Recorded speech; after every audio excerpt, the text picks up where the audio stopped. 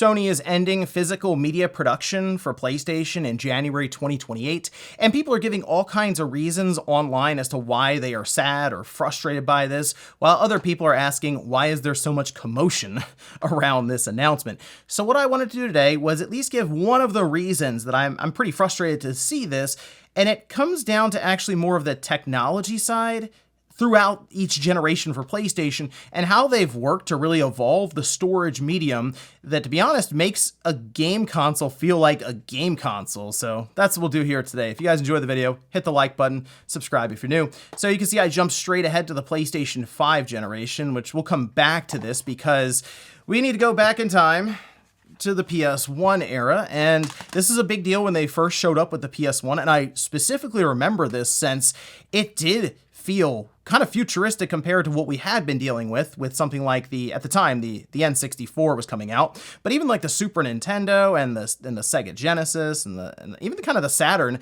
the PS1 had this sort of allure to it because it used CDs, and I remember seeing it and going, wow, that has like full motion video and it sounds way better than what I've dealt with for like the Super Nintendo and then eventually the N64. And come to find out in my, young age, oh, it's because CDs can hold 700 megabytes versus cartridges, which hold a fraction of that. And Sony completely took advantage of this, got, say, Square Enix on board and many other third parties, and from there sold more than 100 million systems. I still remember to this day going over and seeing this at my friend's house, the first Tony Hawk Pro Skater, and then eventually Tony Hawk Pro Skater 2 because they were the one with the PS1.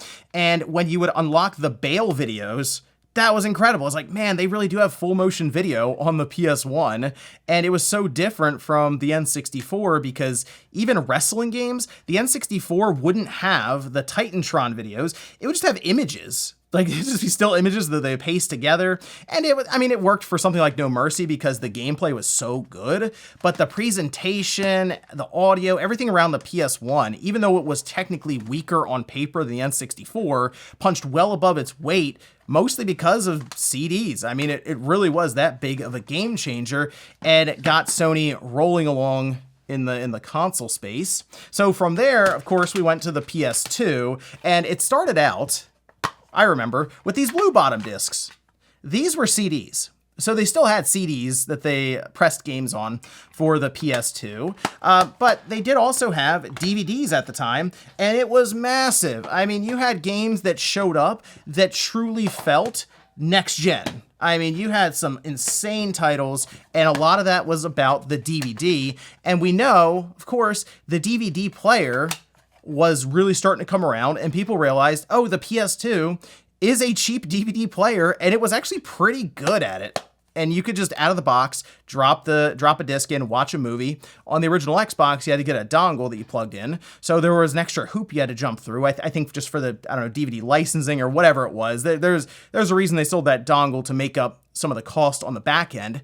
But for the PS2, it was straightforward. The games came on DVDs, and they even had dual layer DVDs for certain games like Gran Turismo 4. And you can see that, I think it should be on the disc here, where it's going to be this little fine print right there. It's PDDL, that stands for dual layer, and it allowed them to even double up the storage. Gran Turismo 4 is a big game on the PS2, and it could even go up to 1080i, but I just remember the DVD storage here was incredible, really jumped it ahead of something like, the GameCube was already having a hard time, and Nintendo kind of admitted defeat with their cartridges by having to go to the mini DVDs. But just the way that Sony marketed the PS2 really showed off the DVD capabilities and then put every game basically on DVDs after the first year or two. It was a massive, massive leap. And then, of course, ran into the next generation, which, oh yeah, come on, like the best wrestling game. Here Comes the Pain. You gotta show that one off. The wrestling games, by the way, on the PS2, like Day of Reckoning and Day of Reckoning 2 on the GameCube, it's so hard to compete with the PS2 wrestling games. They were kind of on another level. This is my favorite wrestling game, though, of all time there. Good one if you haven't played it. Definitely check it out. From there, though, they did go to PS3, and they had some struggles. Mostly because you could say they flew too close to the sun, but they tried to do too much with the system. However, Blu-ray, while it was shown off as a luxury then, it really stood the test of time, didn't it? I mean, we're still using Blu-ray discs now. This was in 2006 that Sony went for it, and they had a couple of different ones. So they had this is the single layer Blu-ray. You can see SS right there.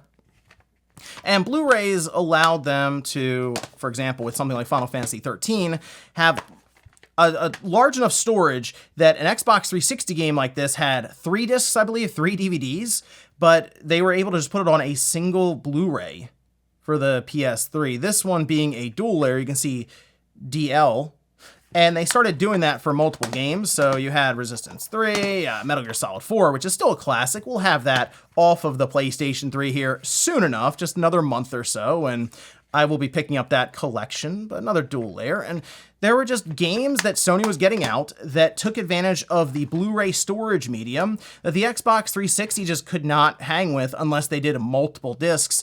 And clearly this was the future that Sony tapped into here. The problem was the PS3 was just incredibly expensive, and they spent the entire generation playing catch up and trying to make it up to the customer, you know, like they went from 600 all the way down to 300 while cutting out a bunch of features. But the PS3 was a pretty good Blu-ray player as well. And it got to a position where it was cheap enough, and eventually it took off. People were picking it up, and you just had high quality, obviously, storage options with Blu-ray. It played DVDs and CDs just fine, but then that led us into the PS4, where Sony just said, you know what, everything's just dual layer Blu-rays, we're going for it.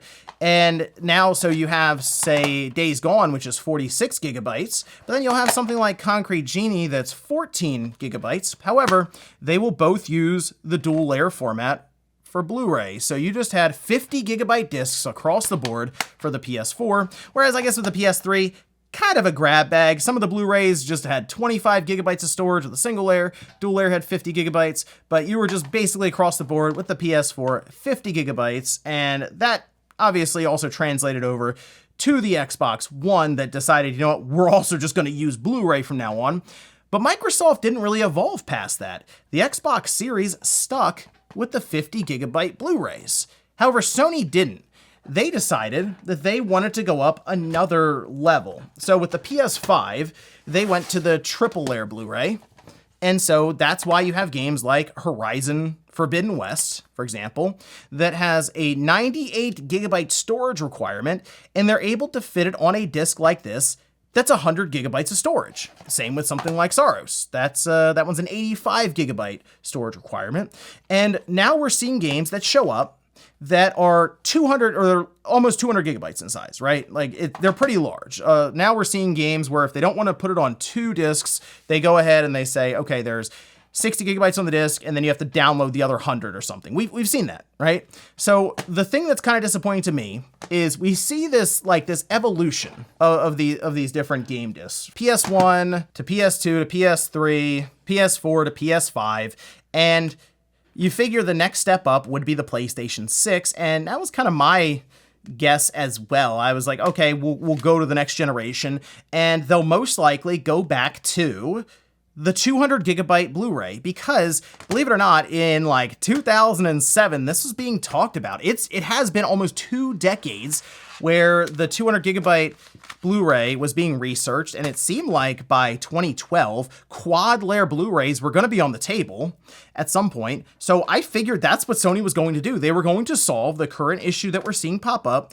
where we have these Blu-ray discs where they don't want to do 2 discs in one case because, well, one, it's another Blu-ray, but 2, it's just more weighty. There's more weight to it. And yes, that does actually play into shipping costs. So I figured they would solve that with at least a 200 gigabyte Blu-ray, but potentially larger than that, since there is discussion around like a terabyte Blu-ray. I don't know if they would go that far, but I do think something like a 200 gigabyte, maybe larger Blu-ray would have solved the current issue that we're seeing now, and it just kind of felt like we were on that trajectory. So when you see things like, for example, the Ultra HD Blu-ray happen, and you see like movies use it, or just the regular Blu-ray or the DVD, I mean, Sony was working to push this technology along with their games business, but it did help out with multimedia, and now we're just not really going to see that. So I think that's one of the things that I'm pretty disappointed about, is that it will at least, I think, stagnate overall technological advances for physical media, because this does really feel like it's kind of the end of it. Specifically, I mean, obviously on disc-based media, but now I do wonder about the way that the market will react, because unless Sony walks it back, and at this time they're not, but if that's the case, you will probably see just a complete shift away when it comes to gaming from the idea of buying games in store, because Sony they're a large enough company in gaming, obviously, to be able to sway buyer habits. And so I kind of feel like this would be it. It'll end with the triple layer Blu-ray. We went from CD to triple layer Blu-ray, mid 90s to mid 2020s, you'll say, late 2020s. And that was basically it. So that to me, though, is one of the biggest disappointing factors around this. And I just wanted to kind of put it out there as we go through like the timeline and just trip down memory lane. But let me know what you guys think about this down below. Is this something you thought about, just the technological advances through generations? Have you ever thought about how different storage mediums are attached to different PlayStation generations, like the CD to the PS1 or the Blu-ray to the PlayStation 3 even? Thanks guys for watching, and I'll see you next time.